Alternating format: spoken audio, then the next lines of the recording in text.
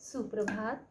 मैंने अपने पिछले वीडियो में कहानी बड़े घर की बेटी के लेखक का जीवन परिचय, कहानी का उद्देश्य, कहानी का सारांश तथा कहानी के शीर्षक की सार्थकता के बारे में पढ़ाया था। अब मैं इसी कड़ी को आगे बढ़ाते हुए इस कहानी के प्रमुख पात्र श्रीकंठ की चारित्रिक विशेषताओं के बारे में अध्ययन करेंगे। तो चलिए हम बढ़ते हैं। श्रीकंठ की चारित्रिक विशेषताएं क्या क्या हैं। तो श्रीकंठ सिंह इस कहानी का प्रमुख पात्र है। वह बेनी माधव सिंह का बड़ा पुत्र है तथा आनंदी का पति है। वह एक परिश्रमी युवक है। उसने बीए तक की शिक्षा प्राप्त की है, यद्यपि वह अंग्रेजी शिक्षा का विरोधी है। वह धार्मिक प्रवृत्ति का युवक है जो हिंदू सभ्यता का पक्षधर है। श्रीकंठ सिंह के संपूर्ण व्यक्तित्व को निम्नलिखित शीर्षकों के अंतर्गत देखा जा सकता है। तो इसमें उसकी पहली विशेषता शिक्षित युवक। श्रीकंठ पढ़े लिखे युवकों का प्रतिनिधित्व करता है। बीए पास होने के कारण श्रीकंठ में अहम का भाव भी है। वह अपने पिता से कहता है, मैं मूर्ख नहीं हूँ। पढ़ते पढ़ते श्रीकंठ निर्बल हो गया है। उसका चेहरा कांतिहीन हो गया है। श्रीकंठ की दूसरी विशेषता है सरल व स्पष्टवादी। श्रीकंठ स्पष्टवादी युवक था। उसके मन में कोई छल कपट नहीं था। वह दूसरों की कपट भावना से अनभिज्ञ था। लेखक ने कहा है, इन हथकंडों की उसे क्या खबर। उसकी तीसरी विशेषता है धार्मिक। श्रीकंठ धार्मिक स्वभाव का युवक था। वह प्रत्येक वर्ष रामलीला में किसी न किसी पात्र का अभिनय करता है। वह हिंदू सभ्यता का पक्षधर है। हिंदू परिवारों के संयुक्त रूप को स्वीकार करता है। वह अपने पिता से कहता है कि आप तो स्वयं जानते हैं कि मेरे समझाने से ही इस गांव के कई परिवार टूटने से बच गए हैं।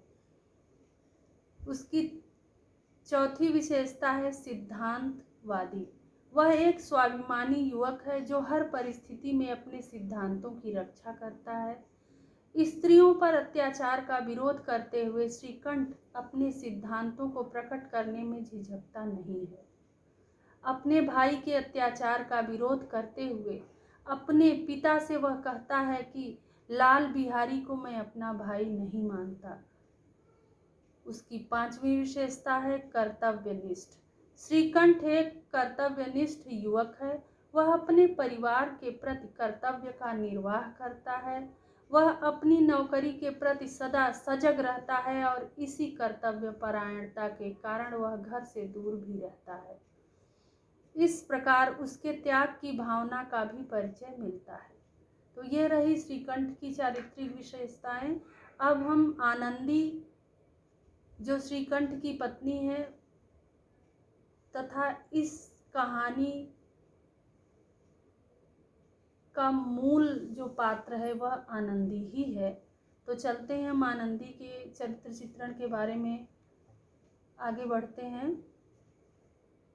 तो आनंदी की क्या क्या चारित्रिक विशेषताएं हैं। इनमें पहला है समझदार। आनंदी एक समझदार स्त्री है। वह अपनी सूझबूझ और समझदारी के द्वारा बेनी माधव के घर को टूटने से बचा लेती है। उसकी समझदारी पर प्रसन्न होते हुए बेनी माधव बोल उठे कि बड़े घर की बेटियां ऐसी ही होती हैं, बिगड़ता हुआ काम बना लेती हैं। आनंदी की समझदारी की प्रशंसा सारा गांव कर रहा था। आनंदी की दूसरी विशेषता है व्यवहारिक। आनंदी पत्नी, बेटी और बहू के रूप में एक व्यवहारिक स्त्री है। ससुराल आकर उसने खुद को परिस्थितियों के अनुसार ढाल लिया। लेखक ने भी लिखा है कि उसने खुद को ऐसा अनुकूल बना लिया मानो उसने विलास के सामान कभी देखे ही न हो। उसकी तीसरी विशेषता है स्वाभिमानी। आनंदी वह स्वभाव से अत्यंत स्वाभिमानी थी। वह अपने मायके की निंदा सह नहीं पाती है।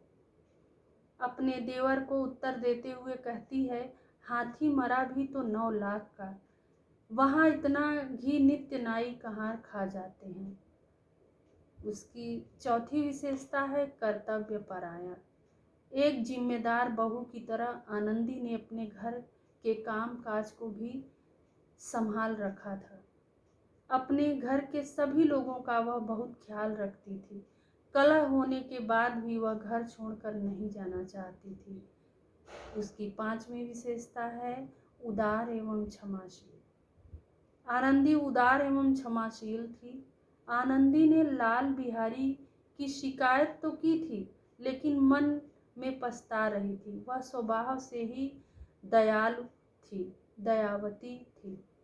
देवर के माफी मांगते ही उसका क्रोध पानी पानी हो गया और उसकी आंखों से आंसू बहने लगे। तो ये थी आनंदी की चारित्रिक विशेषताएं। अब मैं इस कहानी से बनने वाले कुछ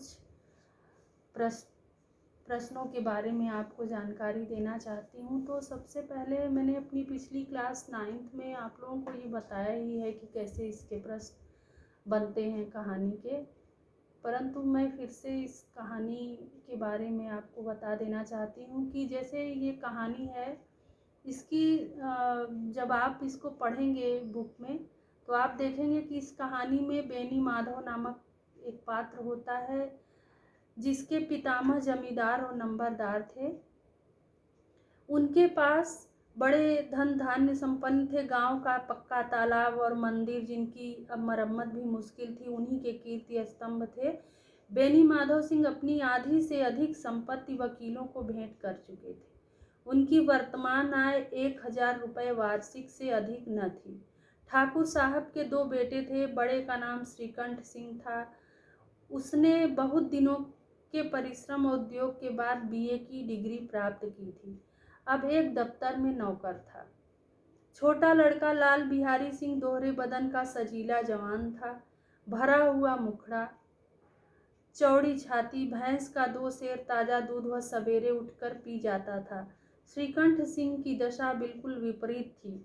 इन नेत्रप्रिय गुणों को बीए इन्हीं 2 अक्षरों पर न्यौछावर कर दिया था। इन 2 अक्षरों ने उनके शरीर को निर्बल और चेहरे को कांतिहीन बना दिया था। तो इस तरह के जो कहानी के गद्यांश हैं, उनको छोटे छोटे पार्ट में दिया रहता है और पूछा जाता है कि बेनी माधव सिंह कौन थे, उनकी आर्थिक स्थिति के बारे में बताइए, बेनी माधव के कितने पुत्र थे, उनके बारे में बताइए। इन नेत्र प्रिय गुणों को उन्होंने बीए इन्हीं 2 अक्षरों पर न्यौछावर कर दिया था। यहाँ किसके और किन गुणों की बात हो रही है? इन 2 अक्षरों ने उनके शरीर को निर्बल और चेहरे को कांतिहीन बना दिया था। यहाँ किन 2 अक्षरों की बात हो रही है और क्यों? तो ये सारे क्वेश्चन जो हैं, ये जो सारे प्रश्न हैं, उनके उत्तर इसी गद्यांश में छिपे हुए हैं। आप सबसे पहले आप कैसे प्रश्न को अच्छे से आप अटेंड कर पाएंगे, इसके लिए आप पूरी कहानी शुरू से लेकर अंत तक पढ़िए तथा उनके पात्रों के नाम याद रखिए। उनके बीच हुए वार्तालाप को आप अपने दिमाग में रखिए, तो आप इन प्रश्नों के उत्तर आसानी से दे सकेंगे और आप अच्छे से इस कहानी को समझ पाएंगे। धन्यवाद। अब आगे की पढ़ाई हम नेक्स्ट वीडियो में शेयर करेंगे।